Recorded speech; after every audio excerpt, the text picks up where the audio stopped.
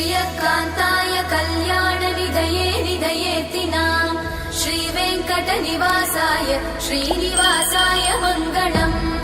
लक्ष्मी सविभ्रमालोक सुभ्रूविभ्रमचक्षुषे चक्षुषे सर्वलोकानां वेङ्कटेशाय मङ्गलम्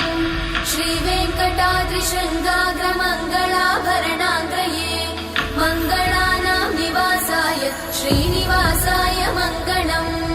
सर्वावयव सौन्दर्य सम्पदा सर्वचेतसां सदा सम्मोहनायास्तु वेङ्कटेशाय मङ्गलम् नित्याय निरवध्याय सत्यानन्दचिदात्मने सर्वान्तरात्मने श्रीमद् वेङ्कटेशाय मङ्गलम्